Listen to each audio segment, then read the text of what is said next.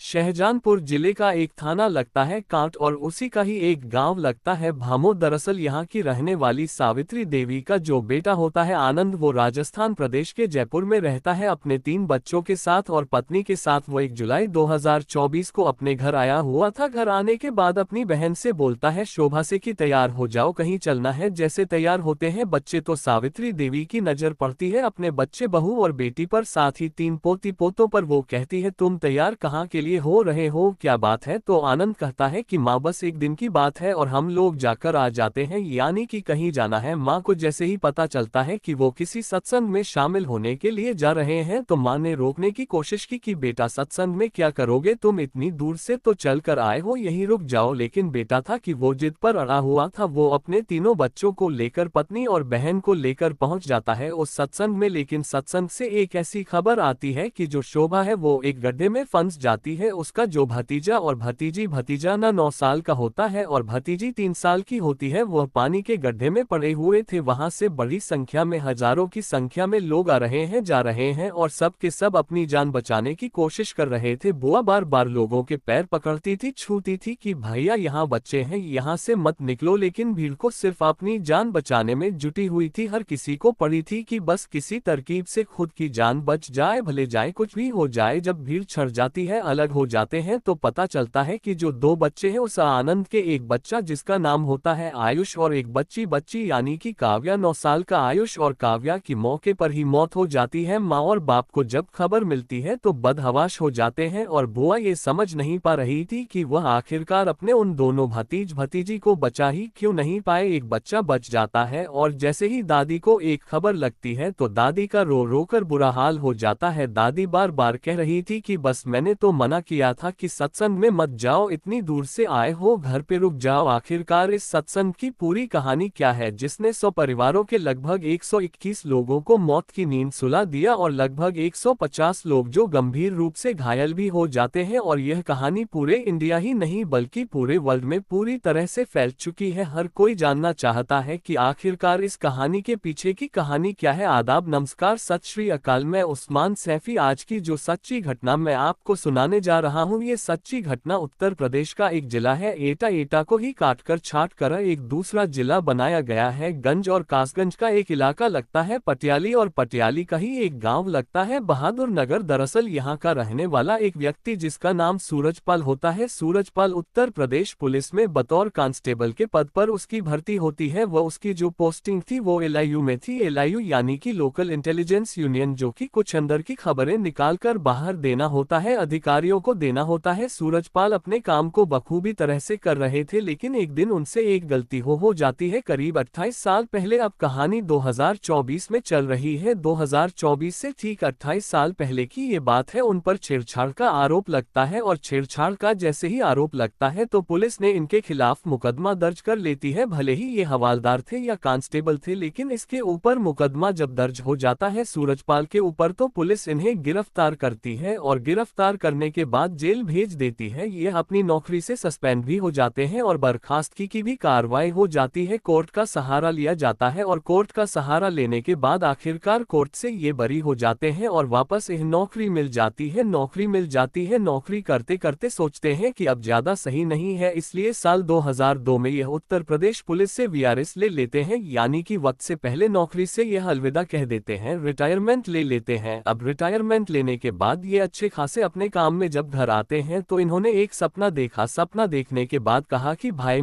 मैं कुछ ऐसा देखा है जिससे कि मुझे अब ये संदेश लोगों तक पहुंचाना है। यानी कि जब संदेश की यह बात करते हैं तो संदेश की बात करने के बाद अब ये गांव हो या आसपास के लोग हो या फिर कहीं भी अभी उसी संदेश को देते थे, यानी कि इंसानियत का पाठ पढ़ाना ये शुरू कर देते हैं। ये इस तरह से लोगों को सब मैसेज देते थे और इंसानियत का पाठ पढ़ाते पढ़ाते कब ये लोगों के बीच में इतने प्रिय हो जाते हैं, लोकप्रिय हो जाते हैं, पता ही नहीं चलता। पूरे पश्चिमी उत्तर प्रदेश में इनका एक तरह से बोलबाला हो जाता है। अब लाखों की तादाद में इनके अनुयायी हो जाते जाते हैं, श्रद्धालु हो जाते हैं। जहां भी जाते थे अच्छी अच्छी बातें बताना, अच्छी अच्छी बातें करना। अब पहले से यानी कि 15 दिन पहले से यह बात तय हो जाती है कि 2 जुलाई को उत्तर प्रदेश का जिला है हाथरस और हाथरस की ही एक तहसील लगती है सिकंदराराव, और सिकंदराराव तहसील का एक इलाका है, गांव है मुंडलागढ़ी, उसका गांव लगता है फुलरई। दरअसल ये जो फुलरई गांव है वो अलीगढ़ और एटा जो हाईवे है उस हाईवे के किनारे गांव लगता है। यहाँ पर लगभग 200 बीघा जमीन में एक बड़ा सा पंडाल लगाया गया और पंडाल का लगाने का मकसद ये था कि यहाँ पर बाबा आएंगे और यह मंगल मानव मिलन सद्भावना समिति के तहत एक दिवसीय यानी कि कुछ ही घंटों का एक सत्संग होना था। यहाँ पर बाबा का आना था और बाबा आकर यहाँ पर लोगों को अपने प्रवचन देने थे। बाबा आते हैं, बाबा इससे पहले के आते हैं, उससे पहले जो फॉर्मेलिटीज होती है प्रशासन की तरफ से एक अनुमति ली जाती है कि हम इस तरह से एक सत्संग करने जा रहे हैं। उसमें 80,000 लोगों की अनुमति ली गई कि हमारे लगभग 80,000 अनुयायी आ जाएंगे। उसके लिए बाकायदा उन्होंने पूरा जो इंतजाम था थी खुद सत्संग वालों की उस पूरी की पूरी व्यवस्था कर दी गई थी। लेकिन जैसे जैसे वक्त आगे बढ़ रहा था यानी कि 2 जुलाई 2024 की सुबह 8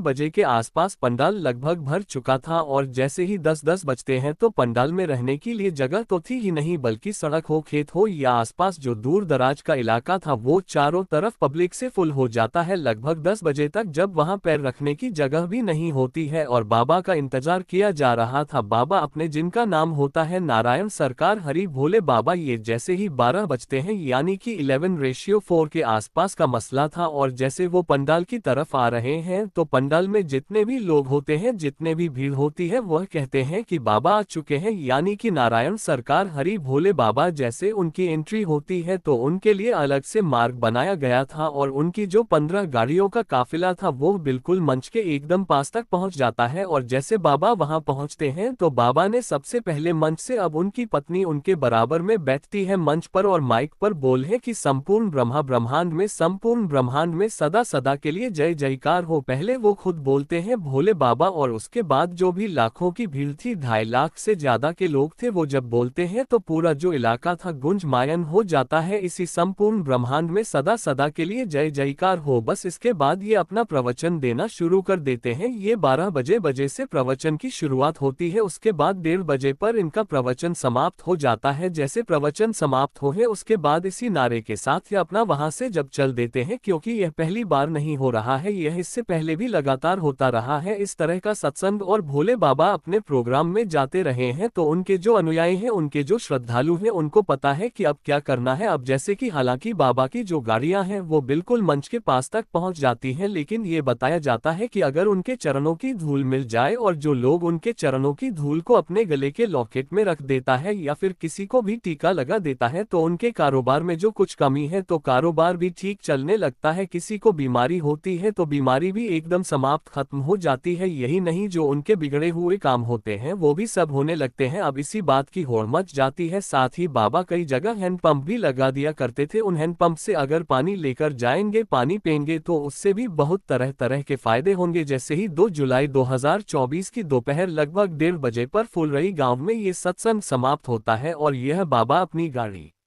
में जाकर बैठते हैं। 15 गाड़ियों के का काफिला होता है, 15 गाड़ी में बैठते हैं और बैठने के बाद जैसे ही गाड़ी चलती है उनके पैरों की धूल को लेने के लिए, उनके पैरों की मिट्टी को लेने के लिए, अपने उस लॉकेट में रखने के लिए अब भीड़ उधर भागने लगती है। हालांकि जो उनके सेवादार होते हैं वो उन भीड़ को रोकने की कोशिश कर रहे थे ताकि लोग जो बढ़ रहे हैं वो रुक जाए, लेकिन भीड़ कुछ इतनी ज्यादा थी कि सेवादार कम पड़ जाते हैं और यहाँ से फिर सिलसिला शुरू हो जाता है। ये चारों तरफ जो उनके श्रद्धालु हैं बस उन तक पहुँचने के लिए, वैसे तो वो पैदल चलते नहीं है, कम पैदल चलते हैं, गाड़ी में बैठे थे तो लोगों को उनकी गाड़ी के टायरों की धूल भी मिल जाए तो यह इस भी बहुत अपनी बड़ी बात समझते हैं। इसके लिए जब उन्होंने भागना शुरू किया है यानी कि गाड़ी के पीछे पीछे दौड़ना शुरू किया है तो लोगों की भीड़ चलने लगती है। आगे हाईवे है जो कि अलीगढ़ और एटा मार्ग को जोड़ता है, नेशनल हाईवे, उसके किनारे पर जो हाईवे को बनाने के लिए गड्ढे से हो चुके हैं यानी कि मिट्टी निकाल के ऊपर हाईवे पर लगाई गई है, इसलिए वो गड्ढे हैं। अब लोगों की भीड़ जब भाग रही है तो उन गड्ढों में गिरना शुरू हो जाते हैं। 1 2 3 4 5 जैसा इस तरह से हजारों की संख्या में लोग गिरते रहते हैं और जो ज्यादा गहराई में गिर जाता है गड्ढे के पास में, जो ज्यादा बार लोगों के नीचे पैर उतले कूद जाता है, जो ज्यादा बार वहां पर उसका दम घुटने की कोशिश होती है, वो मरता चला जाता है। और यहाँ से चीख पुकार मचने शुरू हो जाती है। चीख पुकार कुछ ऐसी मचनी शुरू हो जाती है कि लोगों को ये समझ ही नहीं आ रहा था कि आखिरकार माजरा क्या है, हो क्या रहा है। वहां चारों तरफ चीत्कार मच जाती है। सबसे अजीब बात ये थी इस सत्संग की, जो महिलाएं होती हैं या बुजुर्ग व्यक्ति होते हैं, जब वो घर से चलते हैं तो अपने बच्चों को जरूर साथ लेकर आ रहे थे। कोई पोती को साथ लेकर आ रहा है तो कोई पोतों को साथ लेकर आ रहा है। कोई महिला की उम्र कम है तो वो अपने बच्चों के लिए क्या आ रहा है। उनका मकसद था कि बच्चे अच्छी अच्छी बातें अगर भोले बाबा से सीखेंगे तो ये भी अच्छा ही बनेंगे। इस तरह से उनका मकसद था। अब एक तरफ तो हाथ में बच्चा होता है या गोद में बच्चा होता है और महिलाएं उस चरणों की धूल लेने के लिए लगातार दौड़ रही हैं, तो खुद तो गए बच्चों को भी ले गए। साथ ही बुजुर्ग होते हैं उनके साथ भी कुछ ऐसे ही होता है। अब बाबा तो यहाँ से निकल चुके थे, लेकिन लोगों की जो भगदड़ में मरने वालों का जो सिलसिला था वो लगातार चलता चला गया और चलता चला गया। ये 1:30 बजे से सिलसिला शुरू हुआ और उसके बाद फिर कम से कम 1.5-2 घंटे लगते हैं संभलने में। लेकिन 1.5-2 घंटे के बाद सोशल मीडिया पर जो कहानियां थी इस घटनाक्रम की, सत्संग की, वो कहानियां सोशल मीडिया पर लगातार वायरल होनी शुरू हो जाती हैं। दूर दराज अब चाहे किसी का भी मोबाइल हो, उसके मोबाइल में जो नोटिफिकेशन की बेल थी लगातार बज रही थी और लोग ये समझ नहीं पा रहे थे कि हाथरस में कोई हादसा हो गया। हाथरस की तहसील सिकंदराराव के पास एक गांव है फुल, वहां पे हादसा हो गया। इतने लोग सत्संग में मारे गए हैं, कभी संख्या 60-70, कभी 80, कभी 90, कभी 100, कभी संख्या 110। तो इस तरह से जो प्रशासन ने घोषणा की 116 की घोषणा की, लेकिन अगले दिन होते होते 122 तक संख्या पहुंच जाती है। बड़ी संख्या में लोग घायल थे, उन्हें पहुंचाने के लिए यानी कि हॉस्पिटल तक पहुंचाने के लिए कुछ साधन की भी कमी पड़ रही थी। समझ नहीं पा रहे थे कि उनको लेकर कैसे गए जाए। अब चाहे टेम्पो हो, ई रिक्शा हो या फिर बस हो, जैसे किसी बस में अगर आप बैठे होंगे तो एक तो सीट होती है जिसमें 2 बैठते हैं, एक सीट होती है जिसमें 3 बैठते हैं। लेकिन अब यहाँ से जो लोग बसों में जा रहे थे वो लाशों के रूप में जा रहे थे, कोई ऐतराज करने वाला नहीं था। जबकि 3 की सीट पर अगर 2 बैठे हो तो एक कोई भी आकर ये कह देता है कि भाई मुझे सीट दे दो, आप यहाँ पर 2 बैठे हैं, ये तो 3 की सीट है। लेकिन एक सीट पर एक आदमी लेटा हुआ था और उसकी जिंदगी खत्म हो चुकी थी। अब यहाँ से किसी को सिकंदराराव स्वास्थ्य केंद्र लेके जा रहे हैं तो किसी को हाथरस लेके जा रहे हैं, किसी को एटा लेके जा रहे हैं, किसी को अलीगढ़ लेके जा रहे हैं, किसी को आगरा लेकर जा रहे हैं। जितने भी नजदीकी जनपद होते हैं, जितने भी नजदीकी हॉस्पिटल होते हैं, आप चाहे प्राइवेट हो सरकारी हो, जहां जहां तक लेके जा सकते थे लेके जाने की कोशिश कर रहे थे। अब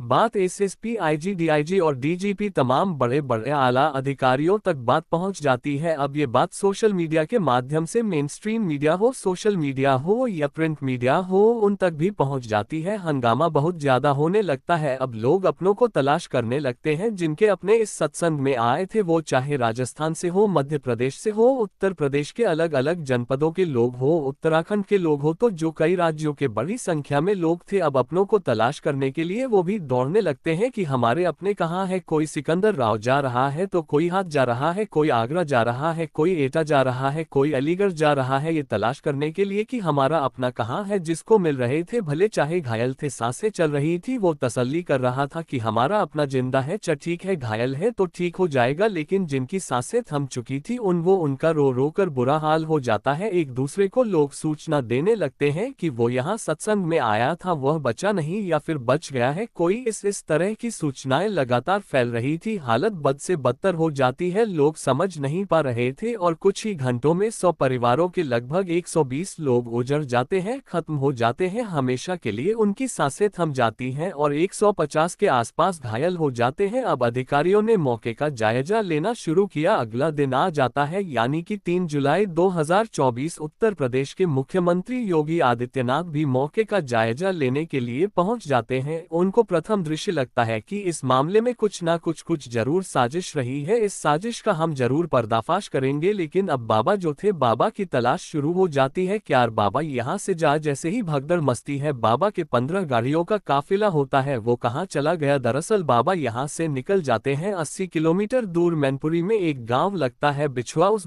बिछुआ गांव में यानी कि 21 बीघे जमीन में एक बड़ा सा आश्रम बना हुआ था और यह बाबा जैसे ही अपने यहाँ से 80 किलोमीटर का सफर सफर ज्यादा से ज्यादा 1 से सवा घंटे में तय हो जाता है यहाँ से, यानी कि फुलरही गांव से वो अपना 15 गाड़ी काफिले लेकर वहां पहुंच जाते हैं। वो वहां तक पहुंचे नहीं थे कि उनके मोबाइलों में भी ये घर नोटिफिकेशन की बेल बज रही होगी। उनके मोबाइल में पता चल रहा होगा, उनके जो सेवादार थे, उनके जुड़े हुए लोग थे, उन तक भी बात पहुंच गई होगी कि वहां मरने वालों की संख्या लगातार बढ़ रही है और वहां हालत बद से बदतर हो रही है। बाबा ने अपनी गाड़ी का जो काफिला था वो सिर्फ बिछवा गांव की तरफ ही मोड़ा, जो कि मैनपुरी में लगता है, लेकिन वापस उस फुलरा गांव की तरफ नहीं आए, जबकि उनका दावा यह है कि वो परमात्मा है और किसी के साथ भी कुछ भी कर सकते हैं और उनको उनके जो बड़े बड़े दावे थे यहाँ पर एकदम खुश हो जाते हैं। और बाबा जाकर अपने आश्रम में अंदर पहुंच जाते हैं और 3 मेन गेट होते हैं, तीनों का ताला लगा देते हैं। शाम 6 बजे तक, ये 2 तारीख की ही बात है, 2 जुलाई 2024 के शाम 6 बजे तक मीडिया वालों को पता चल जाता है कि जिस बाबा की वजह से पूरा कहानी हुई है, इतने सारे लोग मारे गए हैं, वो बाबा अपने आश्रम में। वहां पर मीडिया वालों का जमघट लग जाता है और मीडिया वाले इंतजार कर रहे थे। इसी बीच में एक डीएसपी साहब होते हैं, सुनील कुमार चौहान, वो अपनी फोर्स के साथ मौके पर पहुंच जाते हैं। फोर्स बाहर रुक जाती है, डीएसपी अकेले अंदर पहुंच जाते हैं और करीब ये रात के 1100 बजे पहुंचते हैं। तब भी मीडिया वाले वहां जमे हुए थे ये देखने के लिए कि आखिरकार इन्हें कोई पकड़ के लेके आएगा या नहीं लेके आएगा। ऐसा दावा किया जा रहा था सेवादारों द्वारा ही कि जो बाबा हैं, भोले बाबा, इस अपने आश्रम के अंदर हैं। जब डीएसपी साहब 11